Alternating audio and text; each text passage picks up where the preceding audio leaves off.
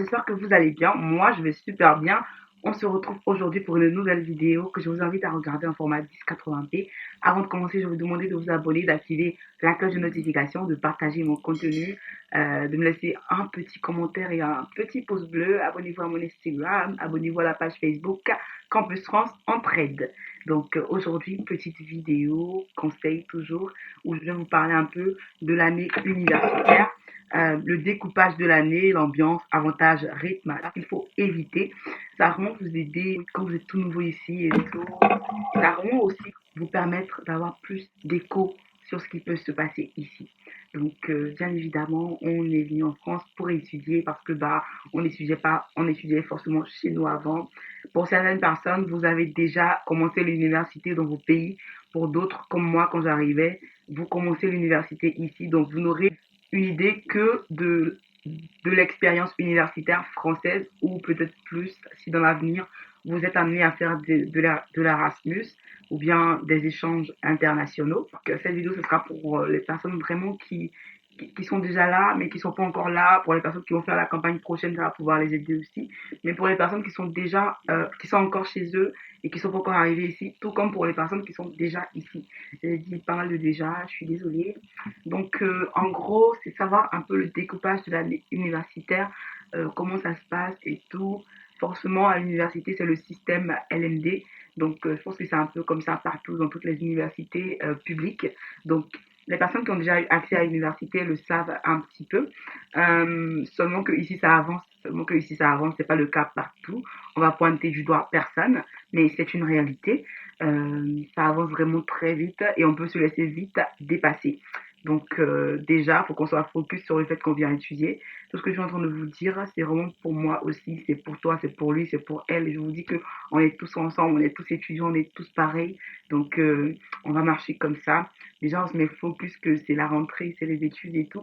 Donc un petit stress au départ, mais quand tu commences à prendre tes cours, tu vois que euh, c'est facile. Moi, je vais vous dire cela tout simplement. Les professeurs qui donnent cours, c'est vraiment des gens sympathiques, c'est vraiment des gens qui savent qu'on est jeune.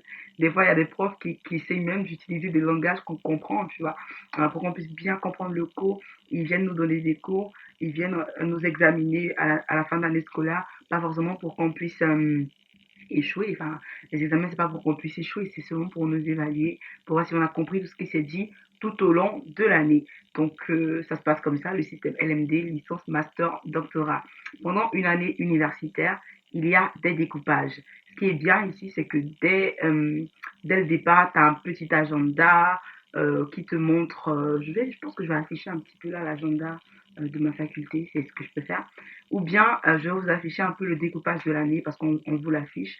On va vous dire comme ça, la rentrée, c'est le 7 septembre, vacances de Noël tac, vacances de Toussaint tac. Tu sais le découpage de l'année. Tu sais quand tu peux t'amuser, tu sais quand tu peux ne pas le faire. Donc, c'est très important à savoir. Aussi, de prime abord, on vous donne les emplois du temps.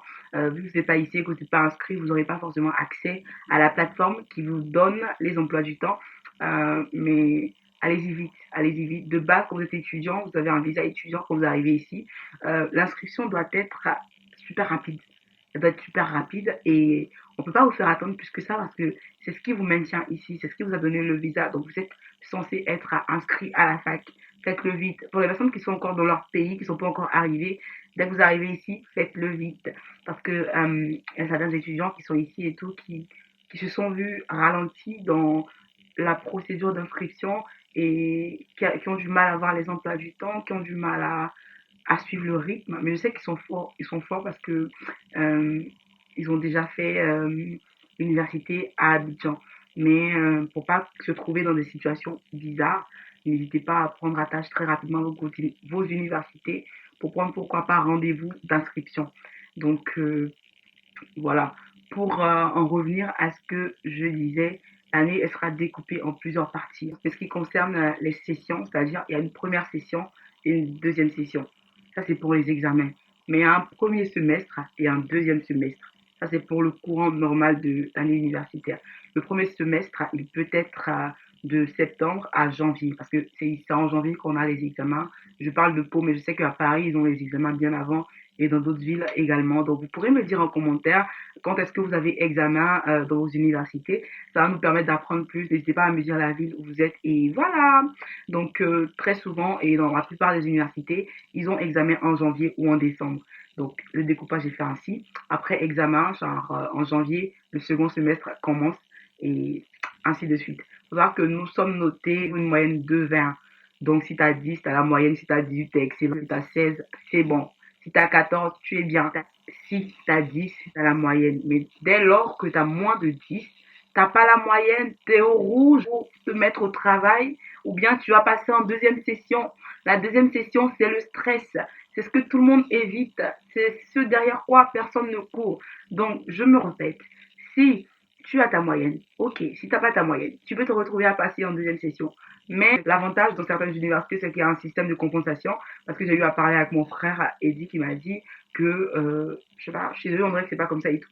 Donc, après, lui, il étudie sciences de la santé, non? Ouais, quelque chose comme ça. Donc, c'est pas vraiment pareil avec ce que je fais, mais dans la plupart des universités, il y a un système de compensation. Donc, si tu as eu 8 au semestre 1 et que tu t'es bougé un peu le semestre 2, que tu as eu 12, tu passes en année supérieure. Mais le mieux, ça serait d'avoir ta moyenne dans tous les semestres, ça serait bien. Mais après, je pense que c'est comme ça à Abidjan, me suivra, bah, sûr, parce que j'ai pas fait l'université. N'hésitez pas à me le dire en commentaire si ça se passe comment chez vous, au Sénégal, au Togo, au Gabon, tout ça, tout ça. Donc voilà, c'est très important de valider directement parce que après tu vas en vacances très vite. Mais voilà quoi. Et si c'est pas fait, par exemple pour les personnes qui vont arriver en retard, qui vont pas pouvoir rattraper le retard, ça peut arriver, mais faites tout pour pas que ça arrive. Carburez, parlez à tout le monde, les gens qui sont arrivés depuis le départ. Collez-les pour que vous puissiez être contaminés par le fait qu'ils sont à jour et pas vous. C'est très important. Donc après la première session, il y a ce qu'on appelle la deuxième session. Il peut arriver que tu n'aies pas validé le semestre 1 et que tu aies validé le semestre 2, mais qu'il n'y ait pas eu compensation. Tu dois retourner composer dans les matières qui n'ont pas marché au semestre 1. Donc, tu dois réviser pour le faire. Tu as une semaine en général, mais l'intuition te dira si tu as validé une matière ou pas. Donc, après les compositions de second semestre, tu sais, frère, si tu as eu la moyenne ou pas dans ton cœur, tu te dis un peu que, ah, on dirait que j'ai flashé en compta, ah, on dirait que j'ai flashé en éco, donc faut que je fasse ça, faut que je garde un peu l'oreille dessus, comme ça si je vais en rattrapage, je peux m'en sortir, tu vois. Donc n'oubliez pas, dans un petit coin de la tête, il faut garder que c'est bien d'anticiper, c'est bien de réfléchir. Quand vous allez recevoir vos résultats de second semestre, vous saurez si vous allez en rattrapage ou pas. Si vous allez en rattrapage, c'est pas la mort, c'est pas le moment de déprimer. Il y a pire dans la vie. Il y a pire dans la vie, j'ai envie de dire. C'est pas le moment de perdre de temps à pleurer tous les jours parce qu'il y a une semaine pour vous préparer. Et ce qui est super bien, c'est que les professeurs, ils sont à votre écoute. Les professeurs, ils sont disponibles par mail.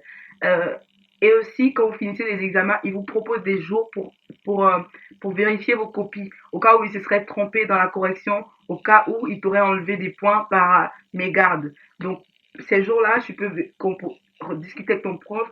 Moi, j'ai un prof que j'ai vraiment beaucoup aimé, il s'appelle Monsieur Kando, je sais pas si je l'aurais. Il m'a pris en microéconomie L1 et L2. Non, L1. Il m'a pris aussi en mathématiques pour la micro. Lui, quand je suis allée regarder mes copies, il m'a dit mais mademoiselle, si vous voulez, je peux donner des cours de mise à niveau et tout. Enfin, si vous voyez, ça va pas et tout.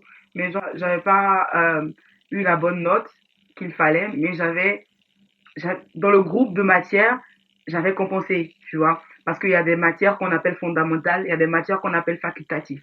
Si tu as deux matières facultatives et que tu as eu 15 dans une et que tu as eu 10 dans l'autre, ça se compense. Et dans les matières facultatives, tu as 12,50. Donc ça fait que si tu as une 9 dans une matière et qu'il y a trois autres matières qui sont dans la même famille de matières que cette matière, ça va compenser. Donc c'est ce qui m'est arrivé. Donc il y a des profs comme ça qui sont très disposés, il y a des profs qui te répondent à la minute quand tu leur envoies des mails. Les gars, ils prennent leur boulot à cœur et ils aimeraient que nous, étudiants, on puisse le prendre à cœur également. Donc si vous êtes en rattrapage, moi je vous conseille vraiment de vous approcher des personnes qui sont super bonnes dans les matières que vous rattrapez. Je sais pas moi, sortez, enfin, discutez avec elles, parlez avec elles, frère, aide-moi à comprendre ceci, cela que j'ai pas compris. Et puis ça va vous aider aussi à lier des liens, ça va aider aussi la personne à faire des révisions. Je ne pense pas qu'on vous dira non. Et puis si vous êtes dans une association étudiante, c'est encore mieux parce qu'il y a toujours des devanciers, il y a toujours des gens qui sont bien dans des matières, donc ça va vraiment beaucoup vous aider. Alors voilà, après si vous le passez avec brio, c'est parfait. Mais si ça n'a pas encore marché, il peut avoir que vous puissiez reprendre une année pour deux, trois matières. Donc c'est à éviter au maximum. Je ne vais pas en parler parce que je veux enlever ça de nos pensées.